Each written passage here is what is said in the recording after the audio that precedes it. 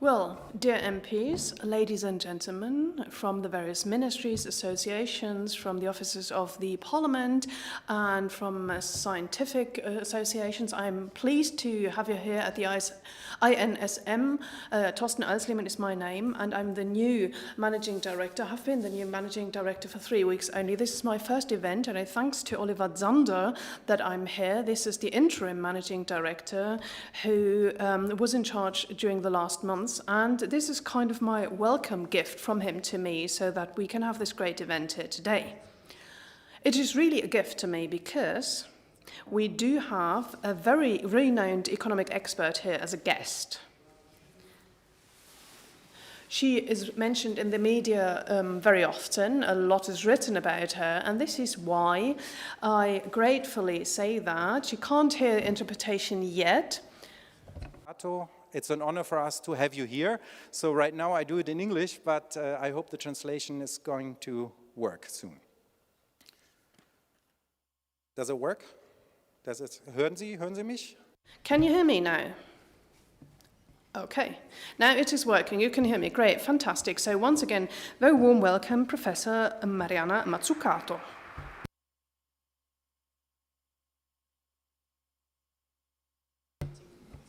Politics and science is only fun and only work properly if we experience them in a discourse, if there are oppositions, if you exchange opinions, if you can have a quarrel as well. And this is why we are pleased, why we have found a sparring partner, if I can put it like this. And I'm very pleased that the director of the Institute of German Economy, Professor Hüter, is here with us.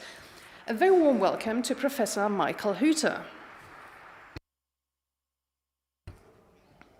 Some people in the run-up to the event asked me what is going on at the INSM at the moment. They were a bit astonished. Why do you have a red carpet for an economic expert who was called as the worst economist of the world by the Times in London? She's an economist who understands state differently compared to the opinion of the INSM. And then I usually give 3 answers. First of all, she was not only called the most terrible economist in the media, this is quite some time ago, but also as the most influential one some times ago by the Spiegel magazine, and she's very influential indeed, not only in economic and academic debates. She has influence on important governments of industrial states of around the world. Second reason, she has influence on a particularly important government, that's the German federal government.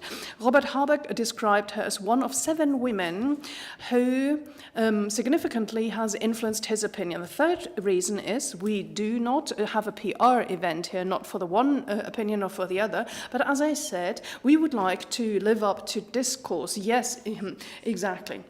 And in a discourse, we would like to express very concise arguments. I suppose you've seen it in the social media if you're active there.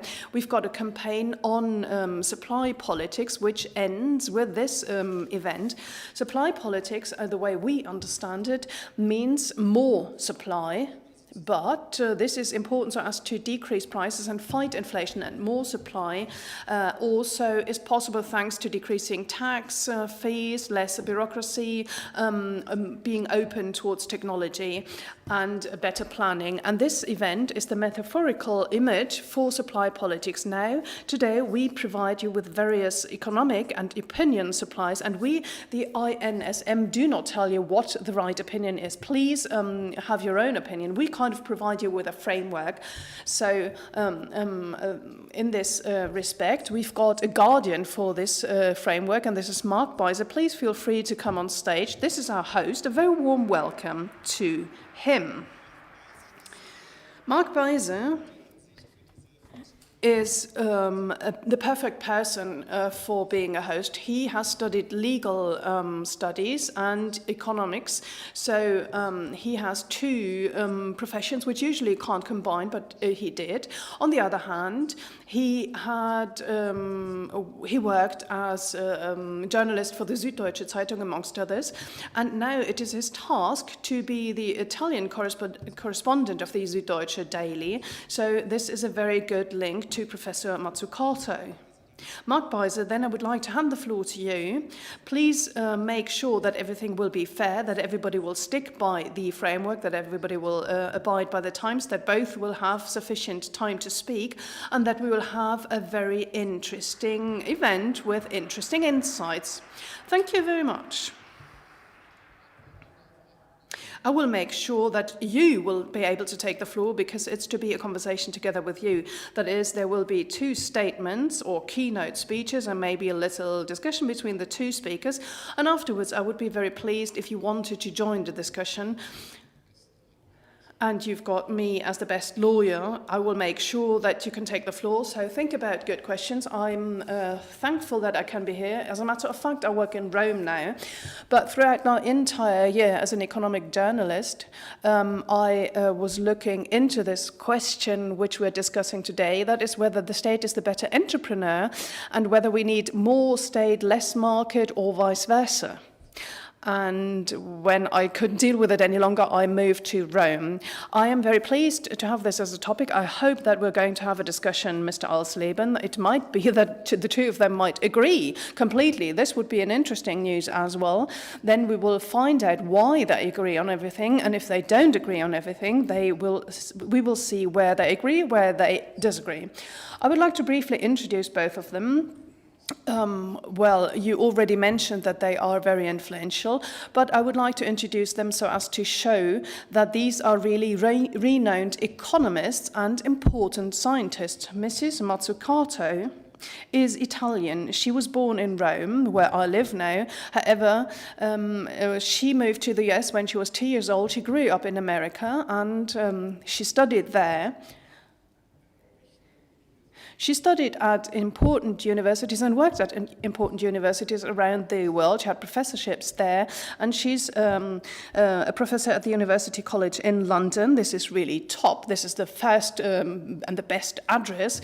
And there, the Institute of Innovation and Public Purpose was founded by her. Her important topic is innovation. How can we create innovation? Does innovation need the state? This is the topic we're going to discuss today. And she won numerous prizes, prizes which are very important, medals, etc., for her scientific oeuvre and for her civic commitment. She received the highest medal of the Italian Republic, which can be granted to a civilian person. And she also is a member in many committees. Robert Habeck likes her, as we heard. He invites her and asks for her advice, but she also advises other governments. She is also in touch with the Pope quite recently. This is quite new. So she's really a very influential person, and she wrote books. They were mentioned, especially the book of 2013, The Entrepreneurial State.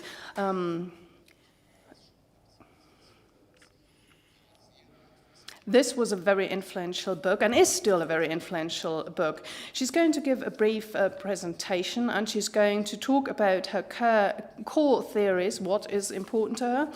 And then Michael Hüter is going to reply. He could have been everywhere around the world. However, he decided to stay to Germany most of the time. He grew up in Germany. He did his PhD, became a professor, and she's in charge of the Institute of German Economy. More German is impossible. At the same time, it's the institute which advises German companies, and as we know, the German industry is very international, so he is someone who is also someone very much dedicated to the issues we're discussing. And he wrote a book I've got as well. It's called The Disciplined Freedom, I think is the right title. It's about a new relationship between the state and market. That's a subtitle, something along these lines. So you can see that you, Mr. Hüter, you always discuss this issue and you look into this subject, whether the old benchmarks are still valid, whether we need new ones in Germany. What is the position? What is the status quo? Now, Professor Mazzucato will start. You have the floor.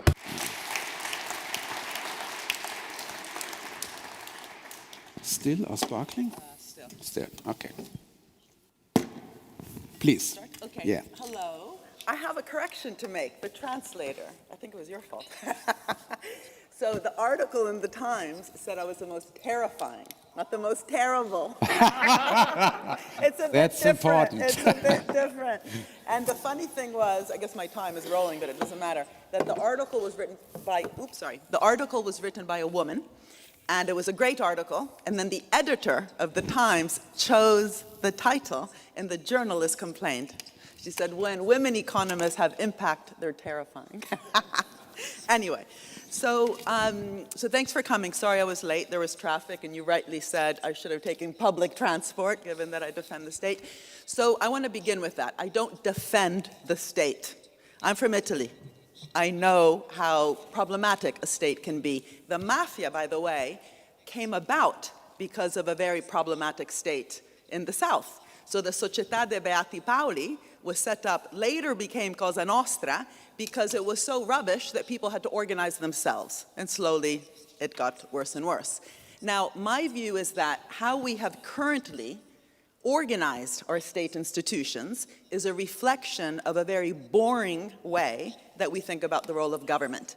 At best, we talk about the role of government as fixing market failures. So I think actually you like this approach, so we are definitely going to debate. So the idea is that value is created in the business sector. Yeah, that's where the creativity is, that's where the dynamism is, that's where wealth creation occurs. And smart government should just be regulating, light touch, it should be enabling, it should be de-risking, it should be fixing, redistributing, if you believe in redistribution. So if that's what we want from governments, you should throw out your iPhone. Because everything that makes your phone smart and not stupid, you don't say, sorry, I'm talking to my stupid phone, you say smartphone, was actually invested in a period of time in the US government, but I'll talk about the rest of the world, where the state did much more than just fix market failures. It was purpose-oriented through public agencies that were smart, bringing in top people. There was problems to solve, right? So DARPA in the Department of Defense. And to solve these problems, they needed to work with the private sector, not to de-risk the private sector, not to enable the private sector, but to actually collaborate in ambitious ways. So the internet, GPS, touchscreen, Siri, I could go on, were all outcomes of public investment, which in some ways was an investor of first resort, using dynamic tools that governments have, like public sector procurement, when you also purchase in innovations that you require. And I just think this is very rare. In fact, we would not get to the moon today. I think we would fail, and we're trying to get to the moon again, if back in the 1960s, we talked about government like we talk about government today. You'll remember that Kennedy said in his famous speech, he said, we're doing it because it's hard, not because it's easy. So the concept of facilitating and de-risking, one side, the other, is assuming that you're making something easier for someone else. He said, no, we have to embrace difficulty. We have to embrace uncertainty. We need to work with the private sector. There was 400,000 people involved in getting us to the moon and back. There was many private sector industries. It was not just government. Government set the direction, but then used all its different levers to crowd in innovation in areas as different as nutrition, materials, electronics, software. And by having purpose orientation, outcomes orientation in its tools like procurement, the innovations we ended up with caused a lot of economic growth. So software, I mentioned, was an outcome of the space mission. Baby formula, camera phones, foil blankets. There's many, many different innovations that came about, not because the state said, oh, how can we incentivize business? How can we enable business? Not. So we've got a really difficult problem. There's 1,000 homework problems that have to be organized along the way, and we need to work with the private sector. But that meant it also needed to be smart. And one of the people who was in charge of the NASA procurement, how do you say procurement in German? Is it coming out right? Okay, no idea what you just said. Yeah, that. The guy was Ernest Brackett. And the other thing he did was he said, we need to be careful. We're becoming stupid inside NASA because we're outsourcing our capability. Already back then, McKinsey, I just wrote a book about this, The Big Con, how the consulting industry has infantilized our governments and weakened our businesses. Already back then, NASA, even though it was mission-oriented, started to invest less in its own brain. And this guy, Ernest Brackett, said, if we continue to do this, we won't even know how to work with the private sector. We won't know which companies to work with. We won't even know how to write the terms of reference. And I believe this is what we have today. We have a weak government capacity around the world that has stopped investing in its brain.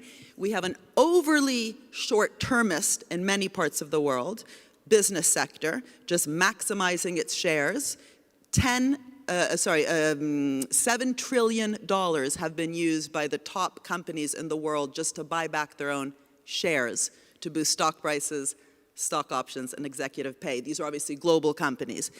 We have a business sector which sometimes wants government to just, get out of the way, and in the process doesn't actually work well with government, or sometimes benefits from weak government simply by asking for favors, for guarantees, subsidies. So what I believe, my approach is to say, if we care about climate, if we care about the health pandemic, this isn't working, if we care about digital inclusion, if we care about the Sustainable Development Goals, which every country, including Germany, has signed up to since 2015, then we need to rethink government, we need to rethink business, and especially we need to rethink how they work together. They need to work together ambitiously like NASA worked with the private sector, goal-oriented, redesigning the tools, grants, loans, procurement to be outcomes-oriented. We shouldn't be picking winners, picking which sector to support. How does government know which sector to support? What government might know is which big problems we have, and to crowd in the private sector to work with government to achieve those problems. If you don't have government leadership, then we don't even know what the problems are. We end up just with giving out money. Oh, the steel sector has problems? Here's some money. The pharmaceutical sector needs a subsidy? Here's some money. Small, cute companies ask for support, here's some SME financing. In the end, it turns into, this isn't a technical word, but pissing in the wind. How do you say it in Germany? Just spraying support and it goes back in your face. The outcome is not achieved. And so what the missions approach is that I advocate for is we start with the challenges, and those are the Sustainable Development Goals, but we need to turn them into moonshots. We need to turn them into moonshots like zeroing the digital divide, vaccinating the world, because the vaccine was not the mission. Vaccinating the world was the mission. Having carbon neutral regions, 100 carbon neutral cities in Europe.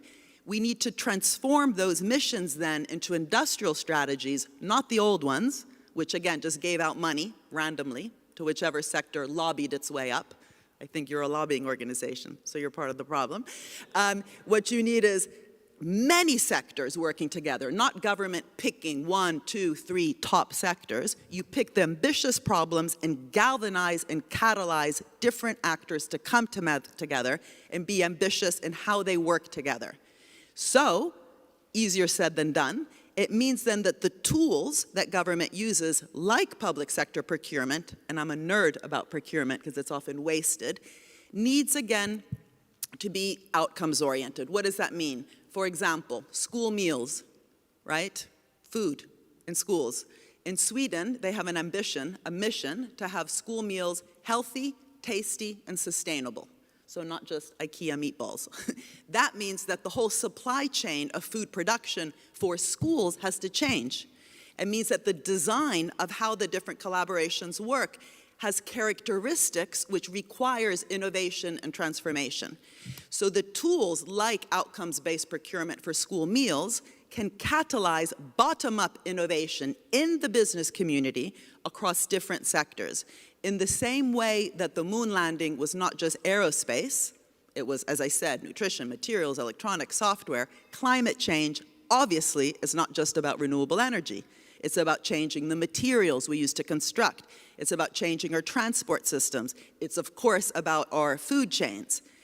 But by not actually making that step to create a mission moonshot around those big challenges, we either end up just blah, blah, blah about the challenges, or the other extreme is we get too much in the rabbit holes of a specific project.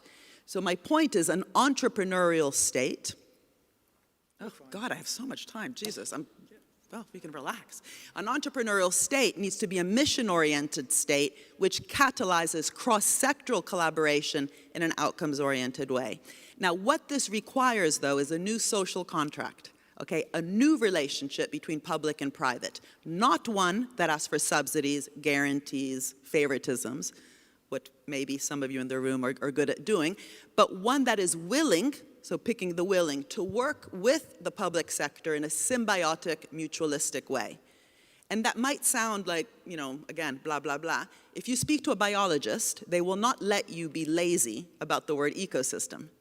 We economists are very lazy with many of our words. So if you say innovation ecosystem, that sounds good, no?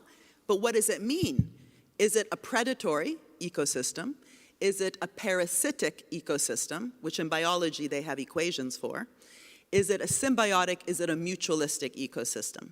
So I believe that in order to address the big challenges of our time, we really need, what I already said, collective intelligence, collaboration, outcomes orientation, but also, and this is the bit that people might be more uncomfortable with, a very different relationship which is symbiotic and mutualistic. Because my experience is that industry is very good at asking, not very good at working with government to make sure that the end result is good for people and planet. And government, too, is pretty rubbish at knowing how to do that, right? So, examples. What would this mean for the conditionality, so the characteristics of the relationship between public and private? You have recently in Germany, I think, had an interesting example where when the steel sector asked for support from the government, conditions were attached, not to top-down micromanaging, because if you micromanage, you kill innovation, right? Strong direction, but open on the how. The direction that government set was, if you want a loan, public loan, I think it was from the KfW, you need to commit to reducing the material content of production. How you do it, it's up to you. We're not going to tell you. We don't know. You're in industry. And they did it through repurpose, reuse, recycle technology throughout the whole innovation chain. And you in Germany today have one of the greenest steel sectors in the world, not because you went to Davos or, you know, the World Economic Forum to talk about purpose and stakeholder value, but because you had to get a public support. I think that is the future. If you have a vision, a mission of where your country wants to go, what does it mean for all these different tools, procurement, a public loan, a guarantee, a subsidy, which within the design, of the tool is already ex ante the direction we want to go. This is very rare. We only do it in wartime. So the Defense Production Procurement Act, all of a sudden America remembered it had it after the Korean War. They used it in COVID. Even in Italy, we found ourselves completely reliant on Chinese PPE, personal protection equipment, at the beginning of COVID, and we used an outcomes-oriented procurement with strong kind of conditions with business, and within 3 months, and nothing happens in Italy in 3 months, we had 137 companies producing all of our personal protection equipment. So not just, here's some money, appalto, here's some money, go do what you can. We need, in 3 months' time, to be independent of Chinese PPE, and they managed to work very closely with the business to make it happen. Another example is right now in the United States, the IRA, the Inflation Reduction Act. There's a risk that this is just a lot of public money put in, and we don't get anything out. That's always a risk. I'm sure we will talk more about that later. But one of the things I have found smart in the IRA is the CHIPS Act, which is not really the IRA, it sits beside it, where the US government is very aware how weak, how unresilient it was by being so over-reliant on Asian-produced chips. So they have the CHIPS Act, which is close to $400 billion being given out to semiconductor companies for chip production. But this time, unlike in the IT revolution, they said, we need to be careful. Instead of just giving out money and praying, we need to embed some conditionality to make sure that these companies move with us towards the direction we want to go, which is not just chips manufacturing for the sake of it. It's also creating an economy that's more inclusive and it's more sustainable. So they embedded in the CHIPS Act some conditions, for example, that the profits that are generated from, this collective investment between public and private are not just used for share buybacks. Do people understand share buybacks? Yeah. They also have embedded some green energy efficiency clauses. They have also embedded conditions around making sure that workers are paid well, because as you know, we have a weak trade union movement, unlike you. So there's many workers in the US who have not been getting their fair share in terms of wealth production, and also better working conditions. Now, there's also the risk you go overboard. It becomes too much of a list, right? And it could also become a list that's too micromanaging. So the devil's in the detail.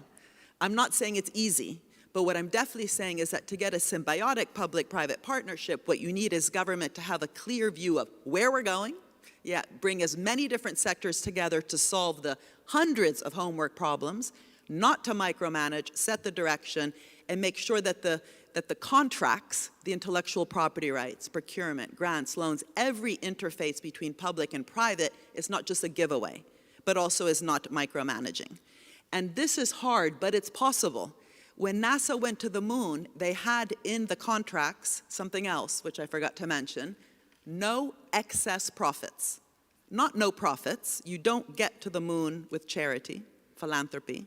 I'm not big on philanthropy. We can maybe talk about that too. No excess profits. This is today something that people are talking about, excess profits in the energy sector. What do we do about it? What NASA meant about no excess profits is you should get back your fair share, not in excess of what you've done. And I think to do that properly, one of the things I've tried to do in my books, The Entrepreneurial State, The Value of Everything, Mission Economy, and now The Big Con, is to change the story, the narrative of where wealth creation comes from. And if government doesn't know its role, and if at best it's fixing market failures, so it doesn't even invest in the brain of the civil service, because if you're just fixing and bandaging things up, why do you need so much knowledge? Then it doesn't even know its role, even when it has a role. So the US government has always had a big role in health innovation and energy innovation and so on. But if the narrative, the story, the dogma, the rhetoric is wealth is only created in the private sector, and at best the public sector redistributes, regulates, administers, enables, de-risks, you want to fall asleep, then you won't even know not only how to work with the private sector, but how to get your fair share. So what should the price of a drug be if it was co-invested in between public and private? What should the structure of intellectual property rights be to make sure that we don't allow patents to be too extractive? They should be narrow, weak, easy to license, and not too upstream, for example. What should sometimes be the situation in terms of equity stakes? I can tell you later in the Q&A if you're interested in the real story behind Tesla and Solyndra, where the government was pretty stupid, gave the same amount of money to Tesla and Solyndra, and ended up just paying for the one that went bankrupt. So socializing risk and privatizing reward. The Tesla bit, I'm going to go over maybe I'll tell you quickly because this is a perfect example of what I'm talking about. What the US government did after the financial crisis was they had a stimulus and decided it should be green, and they invested both in Tesla kind of companies, Solyndra kind of companies, and they said to Tesla, if you don't pay back the loan, we want 3 million shares in your company, which is stupid. If the company doesn't pay back the loan, it's probably a shitty company. Why do you want 3 million shares in it? What they should have said is, if you do pay back the loan and you're successful, we take 3 million shares. The price per share went from 9 to 90.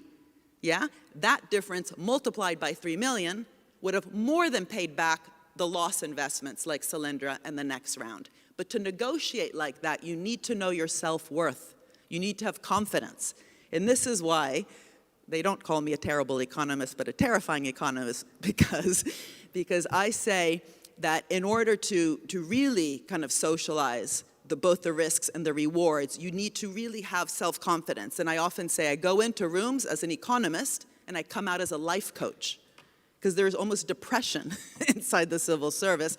And not only has there been an outsourcing of talent, but there's a lack of understanding of how to really negotiate a healthy, dynamic deal and a symbiotic relationship. So my time is up, and happy to debate you.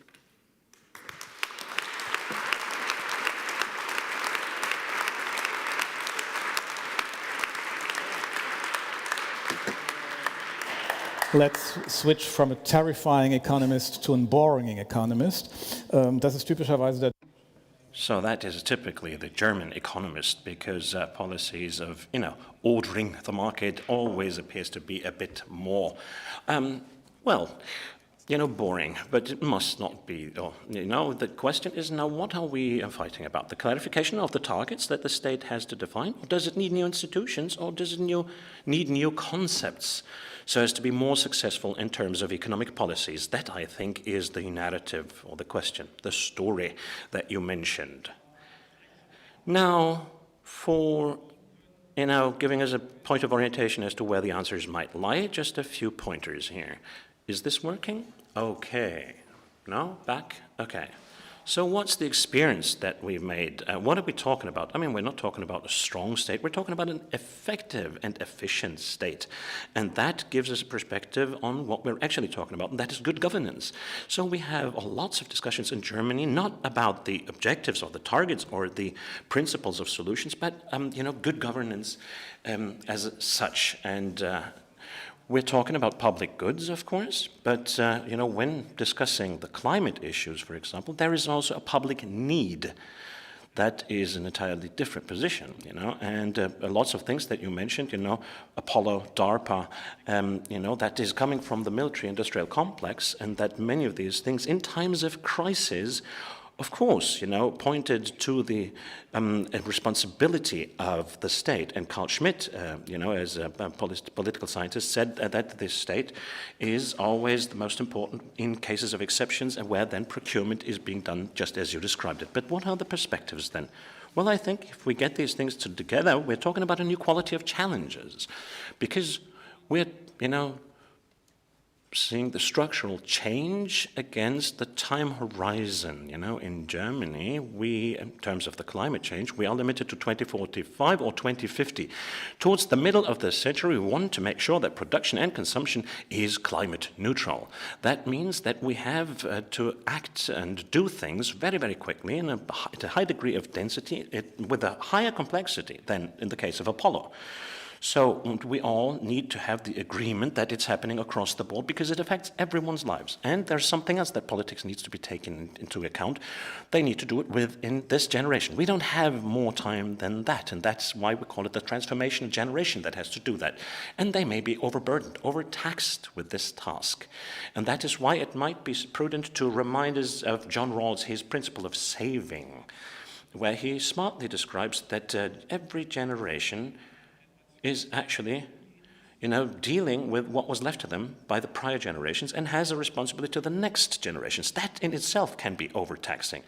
Hans Blumberg says, in our time of life, that is unfortunately always shorter than the world time, if you will, and that limits our ability to act in the face of basic challenges. We have, of course, in Germany, many institutions that try to mobilize the state in many different ways. We've got your Max Planck Institute, Fraunhofer Institute, Steinbeis, that is, research promotion, and we've got these associations for research promotion as well. We've got the KfW that you mentioned as well, but we also see that many things have something to do with good regulation. Why has Germany been so far a market where medical products can be very well placed? Well, because the timelines until a medical product can be used is shorter than in other countries, for example. So regulation, of course, also creates market opportunities. And that means that this also plays a role in the discussion. But what I'm trying to get at is a second point. That is the fact that the challenge has two sides to it. Because after 200 years, it's not only changing the way that we produce energy, that we have to leave CO2 production behind, but we also have an end of our demographic development. These are the age dependency ratios, the old age and the young age dependency ratios of the OECD countries. That's not just this story of the Federal Republic of Germany, although it might look like that. And we have to find answers to that. What we have to do in terms of decarbonization is only going to happen if we're able to do that. If we've got the labor force if we've got enough time and efficiencies. That means that our mission, to use your words, is that we need a comprehensive revolution of efficiency, and that has always been a combination of the market at its core, but also the contributions of the state. Now, what are these contributions? Normally, traditionally, we're talking about external effects and the limits of private insurability. And I think, this is the cross-disciplinary, cross-sectoral, cross-actor innovation and technology openness. That is the framework where everything is moving. I want to give you an example from, the industry of, risk assessment, the TÜV, for example. We talked about this. A battery test station. We've got 2 battery test stations in Germany by now, where you can not only test batteries that are being used for electric vehicles, but where the whole life cycle is being looked at from the first day of development. This battery testing center we have in Aachen, for example, with the RBTW Aachen. That is one area where things are being implemented very quickly because the framework conditions are correct. But if they were not, correct with a view to batteries and the infrastructure, the charging infrastructures, then we would not get to see these electric vehicles. But this is also something where companies can contribute. What the state is doing in parallel is to develop solid-state batteries. After 10 years of research, if you take a look at the research associations in Karlsruhe and in other cities, well, they haven't really made one single step forward. They've got many different variations of these solid-state batteries that are free of lithium, but even after 10 years of research, there is no real perspective. And that is the contribution of the state right now. So we have to deal with this open-ended situation. We also have to look at the need, the time need that arises out of that, but also with the possible failure. And that's why it's an escalation of economic policy instruments. Of course, the CO2 price will be very much in the focus for a time to come, but we also know that there are certain preconditions. In terms of industry and energy management, we also have to go beyond the existing limits in housing and transport, but that in itself is not enough, and we're also not fast enough. So enabling transformation is the second important point to me. Innovation and transformation, R&D funding, patent protection, I think these are central points if we want to make sure that the return on investment for these kinds of innovations are actually there. Otherwise, we're running into problems. We need to have also public goods, good infrastructure. We also need, regulations that organizes the availability of capital, investment capital. It's not always free of problems. In the Anglo-Saxon world, you don't have these kinds of in-between banks like the KfW or the promotional institutions that we have at the federal states, but we also need to enable innovation, and we need to have a migration regime. So transformation and enabling transformation needs to be based on that as well. And industry policies are also changing in terms of their quality. Back in the day, we compared horizontal industrial policies and vertical sector specific industrial policies. The so-called French approach. And we no longer have that. And we now have a deadline, a time frame, where we have to organize an industrial change. And this is the political mission that arises out of that. You can see that the prices are changing, that the individual players are adapting, but there are also infrastructural requirements. We're talking about contracts for difference, we're talking about green markets, about guiding markets. So that is the supply side and the demand side where we're intervening, but we also have to talk about the role of labor, of work, the volume of work. So there's also a social question. You mentioned the social contract. My last slide. Now, what is the real problem if we want to focus on emissions mostly, or if we exaggerate that perhaps? And the core of the matter, I think we do not really differ too much, but the focus on transformation should not neglect all the other elements, and that we also have other tasks that will contribute. And my biggest concern is that we're not really paying enough attention to the demographic problem. Not just our problem. Take a look at China.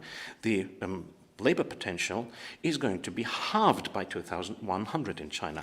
And what kind of migration movements will we need in order to solve all the old age problems of all these different institutions? So we need more efficiencies. And for that, we need a comprehensive, good investment conditions, including taxation, regulation, and we also have to make sure that we avoid the risk of oversteering, the taxonomy and ESG, for example. I think this is, for example, oversteering when it comes to the markets because we are regulating the real economy. With that, we shift risks in the real economy, and that is also reflected in the assessment of the financial industries. So, we have to try and see whether this is not an oversteering. We also need an upscaling of the EU internal market through investment unions and the defense union in both senses of the word, because we want to have a global positioning. Those that cannot defend themselves will not be taken seriously at the global level either. And global standards, will have to be brought about through globalization. And, the Due Diligence Act for Industries is not going to help us with that, I think. It is something that really actually puts globalization at risk. And, you also mentioned it in one of your nice essays that there is no guarantee for the success of the state, but we also need the state, as part of the narrative and not just as a neutral institution. It's also defining, missions. Some 20, 30 years ago, there were first competitions for research, in the field of biotech in Germany. That is how biotech companies were brought about and set up. We established medical research centers that, made impulses and opened up new markets, but there is never a guarantee. And that is also true when we're talking about government failure, when rent seeking. This is a structure we also need to bear in mind.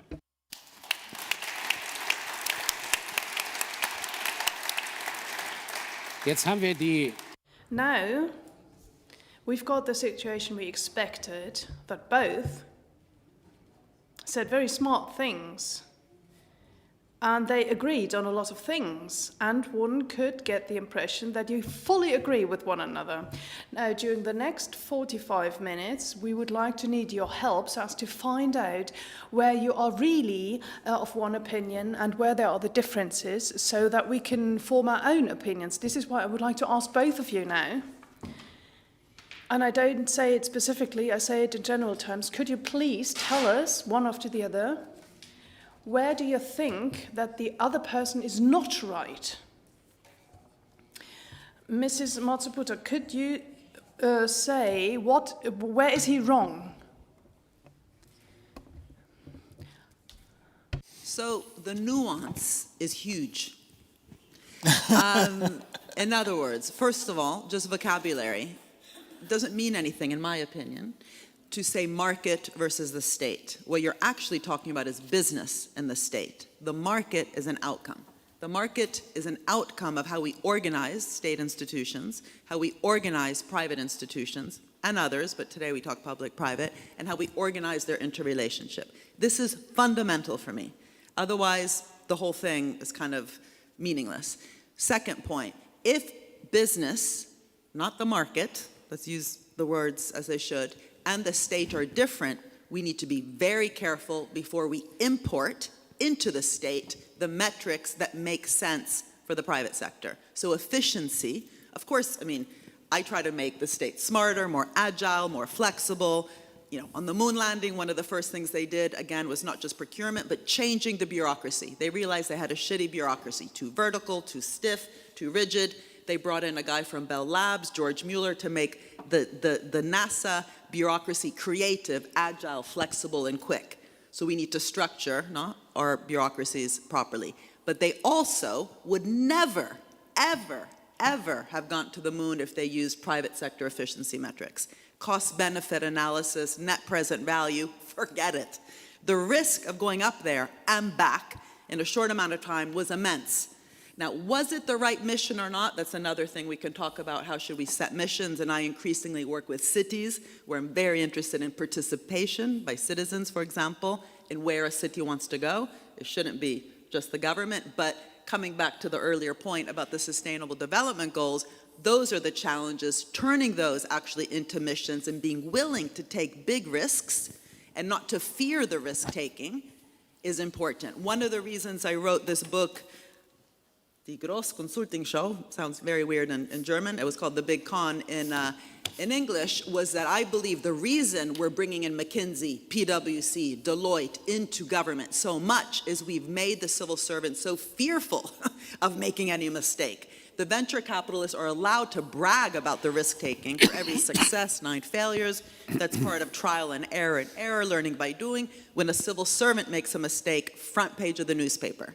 right? So this admission, as I started off with, that actually this is about embracing uncertainty and therefore also risk-taking, but not just for the sake of it, because it's public money, right? But around these very bold goals, it will require some failure. And what was interesting about the moon landing was that all those spillovers I talked about, camera phones, foil blankets, baby formula, so on and so forth, for every success, there was many failures. So what we need within governments, and I'm working with the Treasury in the UK with this, they have a green book, how do you measure and evaluate a public investment? It's not through cost benefit and net present value, it's precisely, for example, by having ambitious metrics on the dynamic spillovers. When we talk about the multiplier effect, for every euro of public money, how much does it generate in the economy? It's not just a mathematical or an abstract point. It depends on the catalytic ripple effect that you can have. So ambitious, kind of crazy government policies that bring together industry from nutrition, electronics, materials, and so on to solve problems, by definition, that's going to have a greater multiplier effect, even if you fail.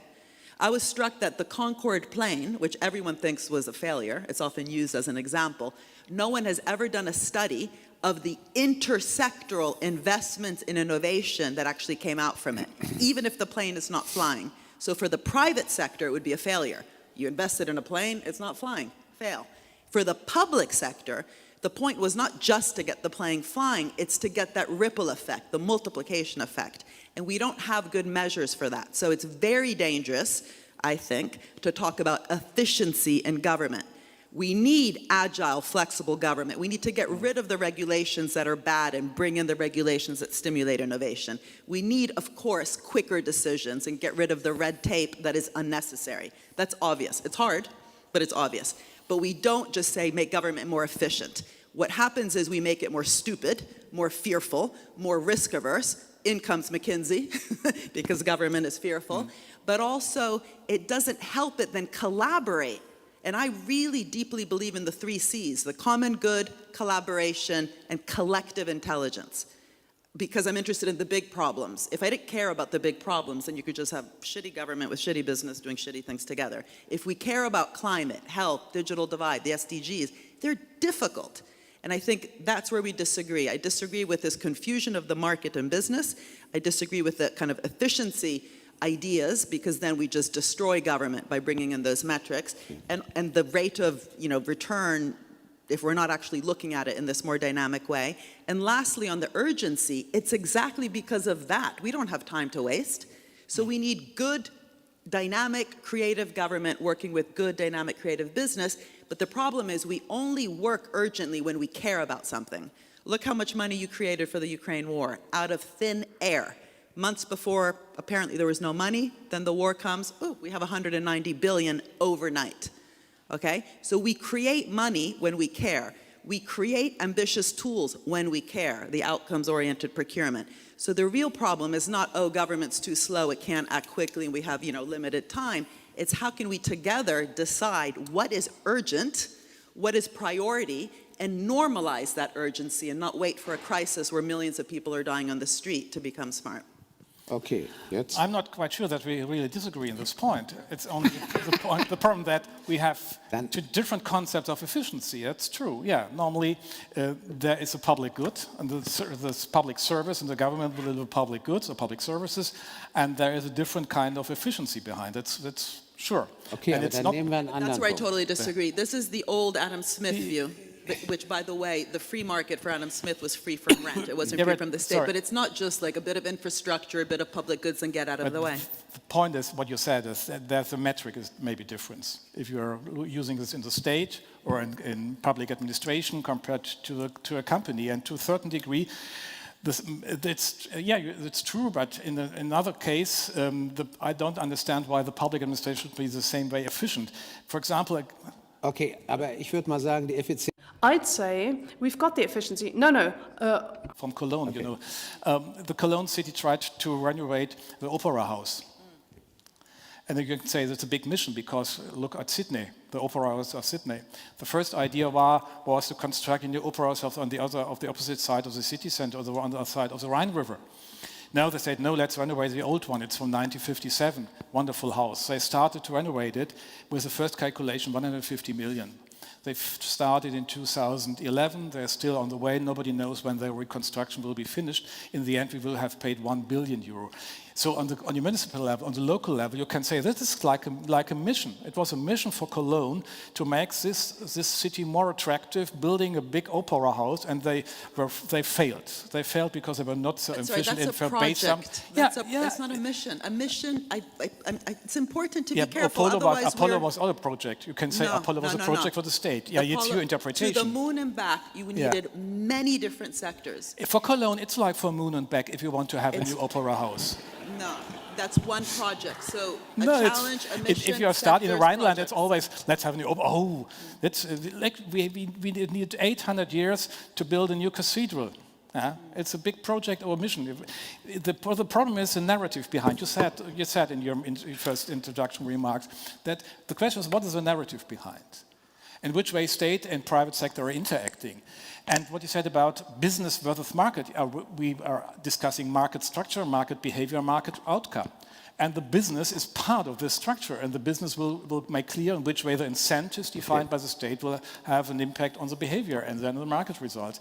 Where is the Aber nochmal, damit wir das ganz klar kriegen. Once again, so that we understand this, so that you don't get stuck in this point, what is the reason or the main contradictory point against your position?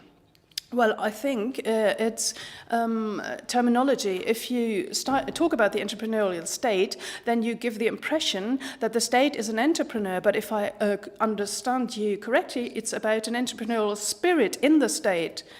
Project that can be a target of the public administration and the government, and we have to work on. And then when I look on the examples you gave, it's Apollo. It's Apollo. It's Apollo. What's the other big mission? And just know we are working on decarbonization. We say that's a big mission. Yeah, okay, that is really a mission, I would say. But Apollo was once in a lifetime. Okay, so maybe I need to bring a slide deck next time to be more clear. Apollo is an example just to say the actual missions we have today, which most of my writings go into the details of the health missions, the digital missions, the climate missions. What I say is that with today's mentality, with today's structure of government, we would have never gotten to the moon today, right? So backtrack, what are the actual missions we have? They're not to build an opera house. That could be a project, that could be in a portfolio of different things government might be trying to do around, I don't know, a cultural mission or whatever. I don't want to go into the opera house example.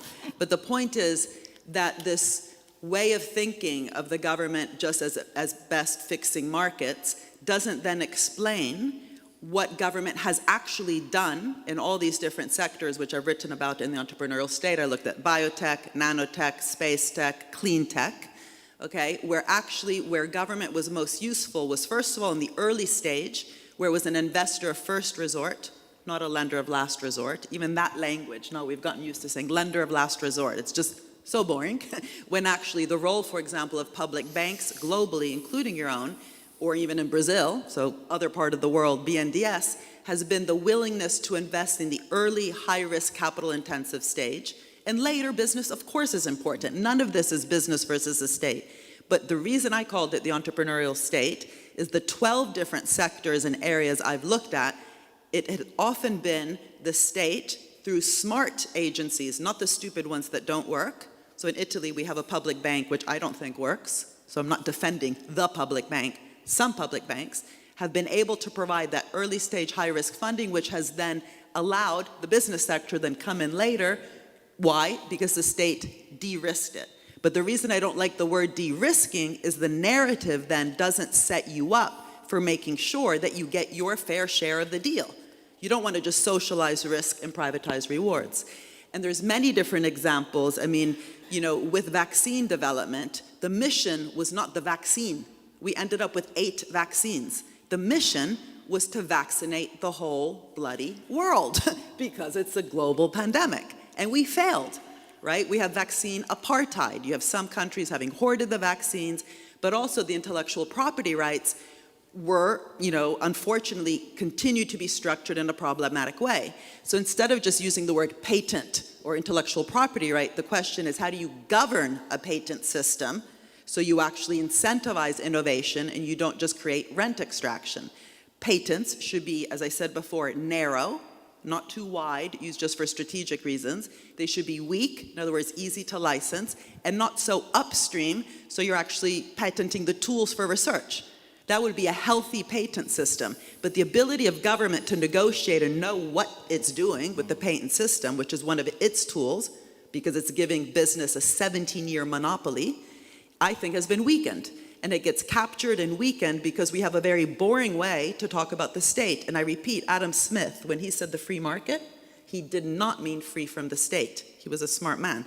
He meant free from rent extraction. And I think a dumb state allows itself to be captured so the tools that should be there for the public interest end up actually creating rents in the system. Ein Satz, ja. One sentence, two sentences. One on the vaccines. I mean, well, the pandemic was nothing you could forecast. And it's not that a vaccine is developed for anything, but we had the research situation thanks to state bases that in Germany, in the US, and in other countries, thankfully, we quickly could develop a vaccine. So where's the actual problem? The enterprises could make a benefit and they can use it for other activities. And I think this is a mission also of the federal government, the mission of a battle against cancer. This is a mission. And there a lot of money is provided through the basic research structures. And it is by hindsight that you will know that the German Cancer Research Institute in Heidelberg will have managed. This is a competitive situation.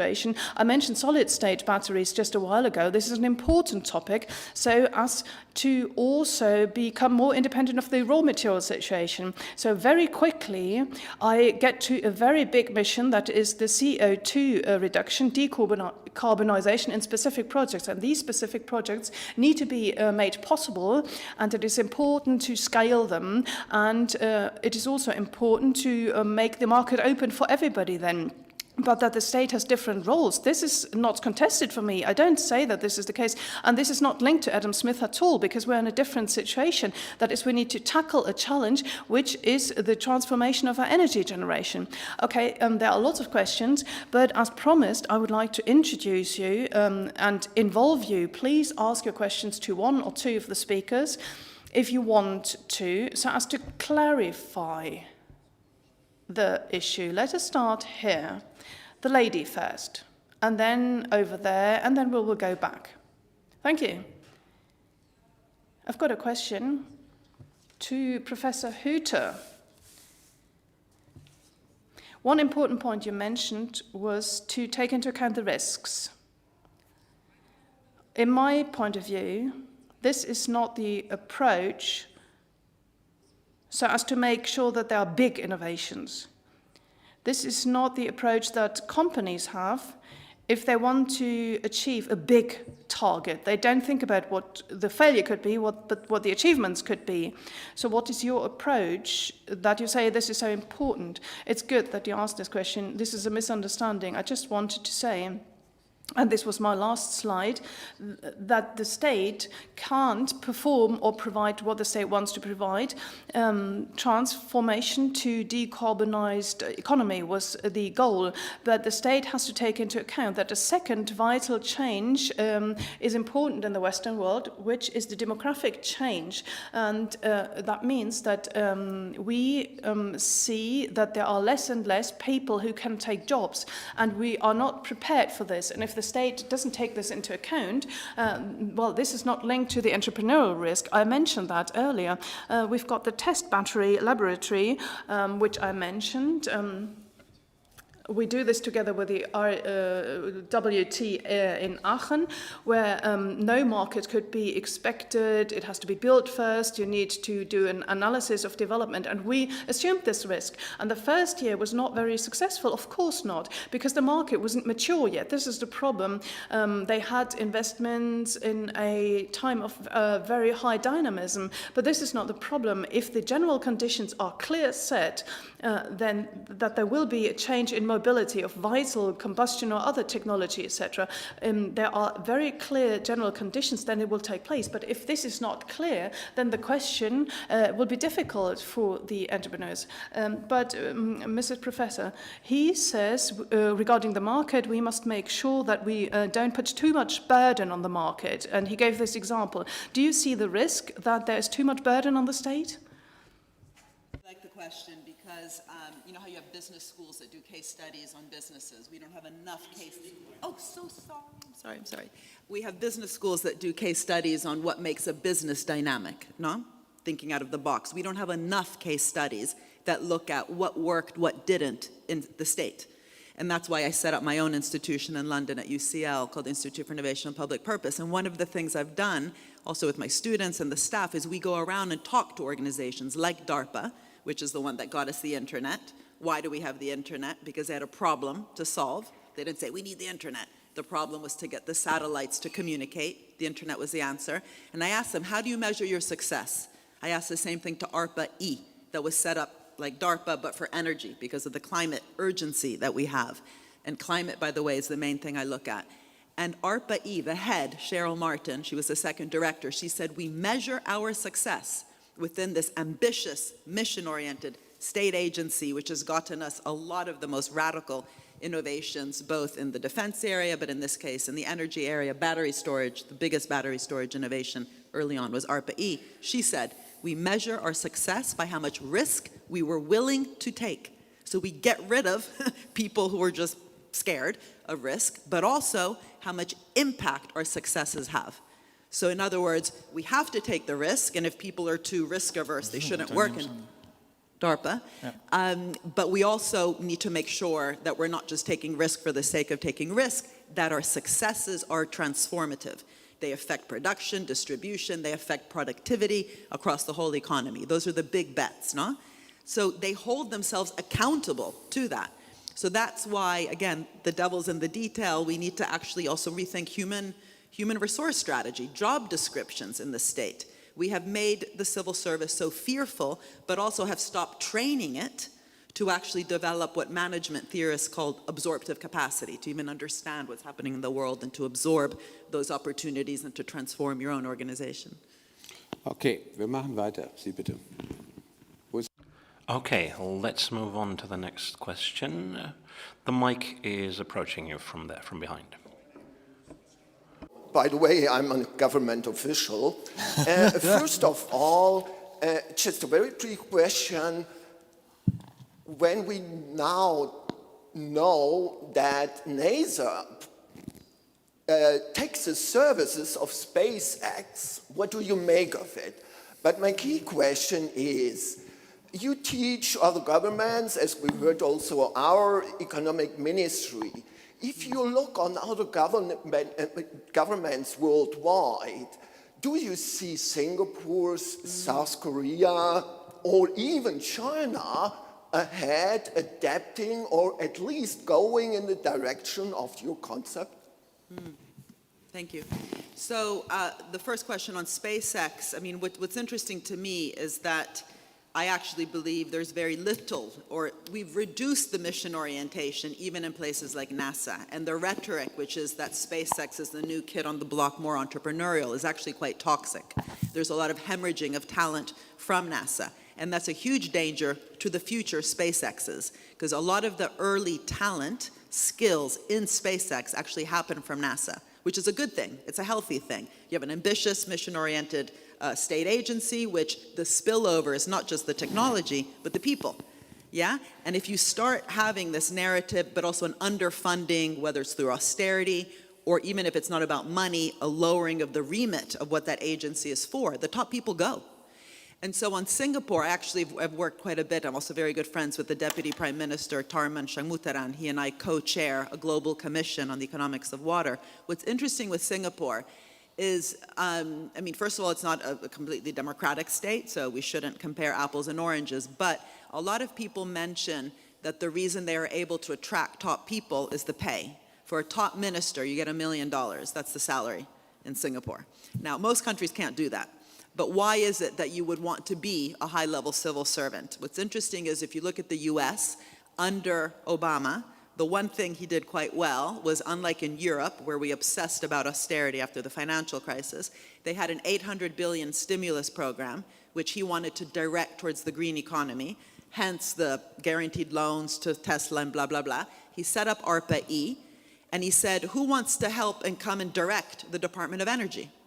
And a Nobel Prize-winning physicist, Steve Chu, stepped into the job, not because he was asked to de-risk Elon Musk or to create a carbon tax credit or to fix a market failure around climate. It was about steering an economy, transforming an economy, transforming it through an energy transition, but also a change in materials, a new way to think about startups, not just a startup for the sake of starting up, but to scale up through dynamic green procurement, et cetera, et cetera.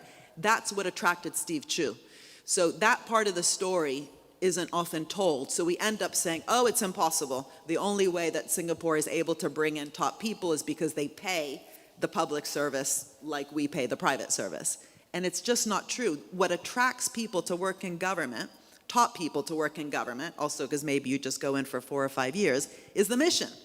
Right? So a top scientist will stay at Stanford and say, bye, I'm not interested, if the remit of the Department of Energy is just to enable or fix a market failure or design a tax credit. And I think that's why I'm very interested in this idea of missions. It's not just the policy design, and missions are not projects, but it's about the organizational design. What does it mean to have a true purpose-oriented government agency working with purpose-oriented private companies, which I believe in? I just think the ESG stuff gets washed. We probably agree it could be much more rigorous, or maybe you want it weaker, I don't know. But that I truly believe, I genuinely believe that they can do great things when they're both working together well. And I think the more meritocracy we also have within government, the better. So I come from, I live in a country in the UK where it's not very meritocratic. I mean, the people we have running the Treasury sometimes have had no economics training. They've just been to Oxford to do a PPE or even medieval English literature, but it's just, the old boys network gets you a job. It's very different from China and Singapore. It's much more meritocratic. We don't tell that story either. Okay, at one point on this. Lass mal gerade offen, wir versuchen mal noch möglichst viele Fragen unterzubringen. Jetzt Just a brief moment. Let's try to collect as many questions as possible. Mr. Vogt, I said that you might want to give us a question, but who would also like to take the floor? Just give me an overview. You over there. Okay, let's wait and see. Okay, perhaps we can just collect a few questions, rather. And regarding, the Apollo mission in general, I really like your example, but it's only telling half of the story, because obviously the Soviet Union was doing the same thing. And if we come now to today, we have a similar situation, I would say. We have China on the one hand investing billion into their chip production. They have failed thus far, but Europe is doing the same, the US is doing the same, and for climate change, this is also a similar problem. But do you not also think that there might be some kind of war of attrition in that regard? There's obviously also spillover effects happening there, but there's a lot of public money going into that, and not everybody will win. Okay. Wir versuchen aber mal trotzdem ein bisschen zu sammeln. Ich hoffe, dass okay, let's still try to collect some questions. Hopefully the next one fits in. Over there, please, in the middle. Do we have a microphone over there? To the young gentleman over there, please. With a nice curly hair over there. Yeah. Mr. Mazzucato, your concept, what kind of implications would this have for fiscal policy? How would the state need to accompany this kind of policies? Is it just a change of mentality or of the spirit, or is it also accompanied by a stronger statutory intervention in terms of fiscal policy? Okay, das können wir vielleicht am Schluss machen, das ist gut, und den Herrn davor auch noch zwei. Yeah, we might want to talk about that towards the end, and there are also two more gentlemen. regards to the supply side, how do you get talented people to work for the government again? You want to reconstruct what the United States had in World War II? Good luck. Good luck. I mean, what did Roosevelt do back then? He froze prices. He had a very progressive tax system with a marginal tax rate of 90%. Good luck. Okay, so first you and then Michael. Okay, so again, for me, the Apollo was an organization. Micro. Oh my God. You asked me the question, listen. So, so the Apollo is an organizational design which we don't have today. But it's important to talk about the Beat the Russians. That was the challenge. Unless they had turned it into a mission, we would not have beat the Russians. So the SDGs are the challenge. We are not addressing them. They haven't been turned into missions, moonshots, investment trajectory, innovation trajectories that truly bring together different sectors. We don't have the bureaucracies that we need. They're not agile, they're not flexible. We don't have the outcomes-oriented procurement. We don't have the confidence. We don't have the fair contracts. We have socialization of risk, privatization of reward. The global bit you're talking about is really important because what might look good in one country, even outcomes-oriented procurement of the vaccines, screws over another country. So that's why we need to reinvent, reimagine the role of multilateral agencies like the United Nations. I was just in Nairobi. The Secretary General brought me there because he had his executive board meeting and I had to address all the UN agencies. And the problem now is you have all these global pots of money, if you just look at the finance, like the multilateral development banks. Together, they don't even have that much money, to be honest. I was shocked. 500 billion they have, but it's all just projects. The sum is not greater than the parts. This is an opportunity for the UN. They don't have the money, but they can provide, ideally, some sort of trusted brokering, vision of how do we get these MDBs, like the African Development Bank, the BRICS banks, all these different public banks around the world, plus the public banks, which have 2.5 trillion, to actually work in a more coordinated fashion. Now, this is a longer discussion than I can provide quickly, but that's also where the World Health Organization, these organizations should really be there helping these different organizations that are global, but aren't working together well, to work in a more mission-oriented way. However, the CHIPS Act, for example, as we already see in the IRA, might try to create competitiveness in the US, and then it becomes a race, and then you might end up having, if other places don't win the race, that they end up having to go fossil, precisely because the green stuff is being led by another country. So there's huge discussions about that are very important. In fact, I have a submission to your parliament about this, which I think is online today. It's for Wednesday's discussion. How can we actually make the IRA objectives, global objectives, with strong global standards? Fiscal policy, I mean, it depends. Where was the person? Was it you? So fiscal policy, at least in my world, is both about government spending, but also taxation. So my first point has always been, it's wrong to think that government spending is just there to be counter-cyclical, right? Most of the innovations I've looked at, like every innovation in your phone, was not done in a recession. It required that ambition, mission, and so on. So we shouldn't just think government is there in the recession to be counter-cyclical, then step back, right? What you actually need is metrics that hold government accountable, as ambitious as what the BBC has, which is a measure of public value.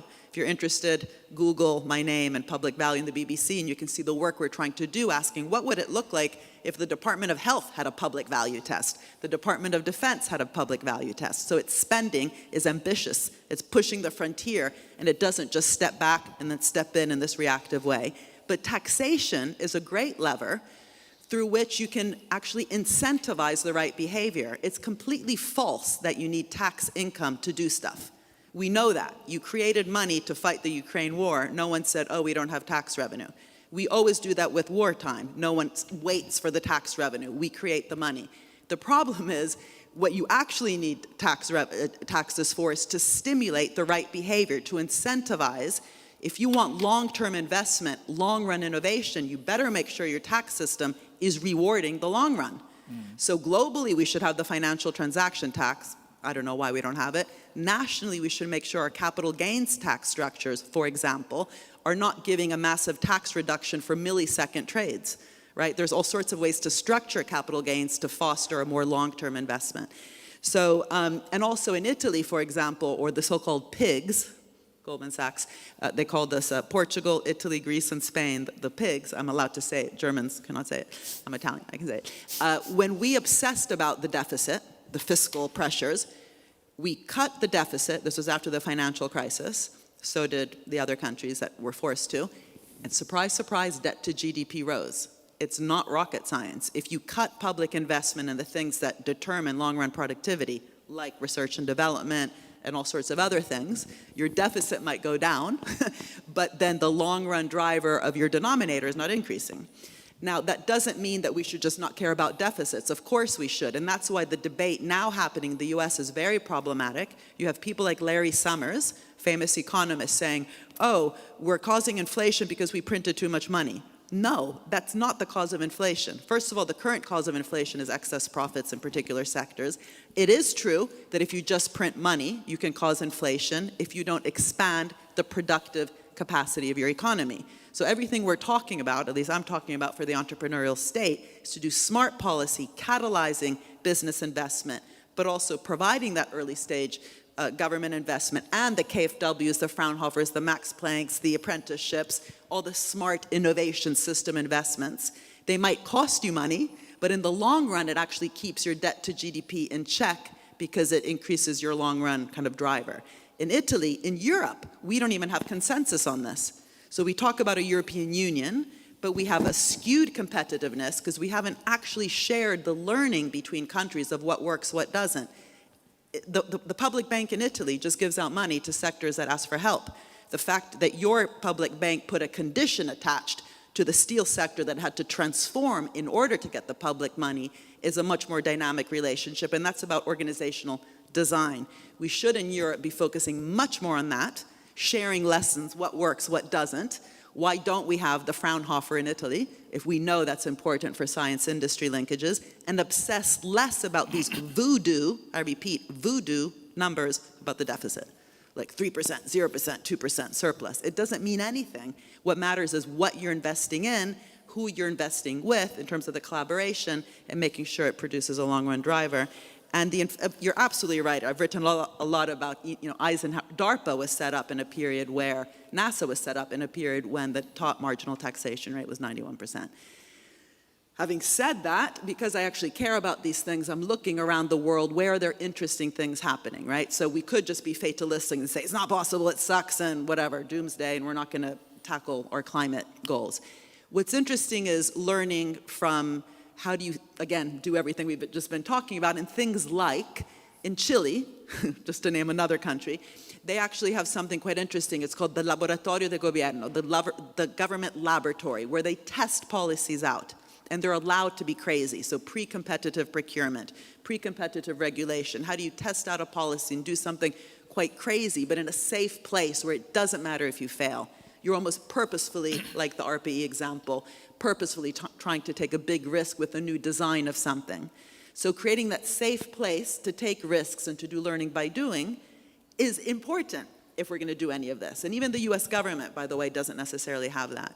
But the fact that even with the energy transition today, we can learn from public banks that have set it up with a dynamic portfolio versus ones that are just picking projects, picking winners, picking one sector with not much knowledge necessarily, but also not distributing those risks. Or the example I gave of Tesla, what would it have looked like had the US actually structured that in a way where the entrepreneurial state also gets some of the upside and is not just covering the downside.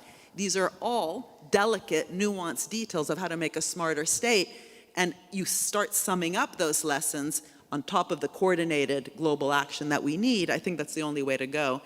And I'm also very cynical because of what you've talked about. I mean, the way that the IRA has passed right now in the US is simply because it went through the tax code. And that's the biggest question. Can you actually just work through the tax code, or whether it was the moon or the nanotech, the biotech, the pharma examples required the state doing direct investments, not just indirect through tax incentives? That's a question. I don't know anyone who's talking about that, but that itself means let's be careful. Don't just look at the numbers, look at where the source of the funding's coming from, and are we sure it's not just going to increase profits, because you're focusing on tax or reduce the cost of something, has it actually created additionality, made investment happen where it would not have happened otherwise? So I'm afraid that this was your last debate contribution because time is running out, and now Michael has. Let me try just some few remarks Yeah. at the end. First point I would address. I have the impression that your ideas are mostly inspired by the American institutional setting, DARPA, and what you've heard about. In very different economies, you have very different institutional answers or solutions coming from the past. In Germany, as we know, we have it in the federal system, and we have a long tradition in such joint research activities. As I mentioned, Max Planck Society, Fraunhofer, Steinbeis, the specific joint research centers in the different branches, interaction between the sectors, the business sector on the one hand and the state activity on the other hand. So that's my first point. The second is, there are different ways to success, so to say. And in all these ways, the state is involved. And my interpretation is that your research made clear to the American public that the state is a little bit more involved and mostly it's publicly discussed. The second point, in the line of fiscal policy, I would say you are more or less on the line on the very boring German economists, because you would say that there's a need or an argumentation for investment-oriented public credit or public debt, because that is, besides the cyclical argumentations, the Keynesian world, the idea that we should invest from the state side in infrastructure, in public goods, and whatever you may mind, what should be a public utility in the way that is that will help for more than one generation. So more than one generation should be involved in the repayment public debt, then is an appropriate answer. In taxation and in subsidization, I think we use all instruments we have. We do it directly, direct payments to the sector, or we do it via the tax system, and the attractive American IIA solution is that it used the very simple, very quickly effective tax credit instrument. And it's the total volume is still open. The Delors Institute made a research, an analysis on in which way it will change the competitiveness situation between the United States as investing for companies in climate neutral, climate affordable techniques, or it will do it in Europe or in Germany on the other hand. So this is a wide range of instruments we use. And the last point again, I would say, yes, you can call it a mission. I would say in the end, it's a political wording. If the political system, if the society will need such a narrative to make clear that there is a common target we should behind and we should work all together to reach this target as a carbon neutral production and consumption, then it may work like a mission.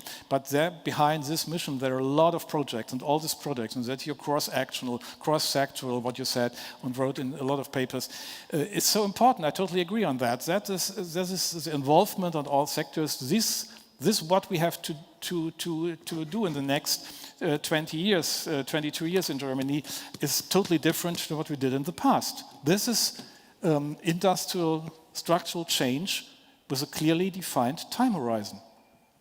The decarbonization has to be fulfilled in the middle of the century. And this makes clear that the state who's defining on the democratic legitimation this target has to also make clear in which way the whole economic system will reach this. And the second point is in international terms, you mentioned it, we need a climate club, otherwise there is no way to get this on the scene. We need a new quality of globalization, because if we want to set standards for the sub-Saharan African economies, for example, then the only way to do it is to be in discussion, to be in contact, to be in exchange with all the partners in these in this southern part of the world. And what I said, because the Lieferketten-Sorgfaltspflichtengesetz is not the best way to do it, because the impact will be that a lot of European companies will move out of these markets. There's no way of interaction, there's no way of exchange about the standards which would be affordable for the climate neutral world we want to reach in the future. Thank you so far. Okay. Say one thing? Normally not, but okay, because you're the guest. You hear Only what you one. want to hear. Yeah. You hear Okay. what you want to hear. It was Okay. not about the US. It If you seems want on to both pretend sides it was. boring and Okay. terrific. Okay, make the point, the one point. Okay, do it. No, that's the point. Ah, okay. I mean, Ah, the okay, point okay. is, there's David, so many interesting let's examples. agree on that. Yeah. Yeah, but also it's all about how do you make the sum bigger than the parts. It's not Yeah. about a project here, a project there. but And in it's true, Germany, yeah. I actually think you have such a severe insecurity right now. This debate you're having between Lindner and Habeck and state and market, it's such an old debate. Move on. Move on. About the same debate you have between the Republicans and the Democrats in the United States. This is what talking about this the is what US. about the democratic discussion is about, and we have to go ahead. Yeah, you are right. Okay. And we have to make clear that all the projects together, they're more than 100%. of Okay, the auch wenn die Totally beiden agree. jetzt noch versuchen, sich Well, if the two try to find their position, I think I can summarize. And I think they've got more things in common than I was expecting. And maybe, with a view to the German debate, if I can end on with that, this might due to the fact that the German regulatory policy, in which tradition you are situated, has changed a little bit over the years. And topics such as climate, for instance, or the security situation, epochal time and a turn are game changers, and they also change the role of the economy. And maybe we are all going into the direction you described to us. And you're moving as well, because earlier, Mr. Eisleben, you said you wanted to have more debates, you want to have more contradiction in your events. So please continue along these lines. Thank you very much. And I think we will have some food and drinks.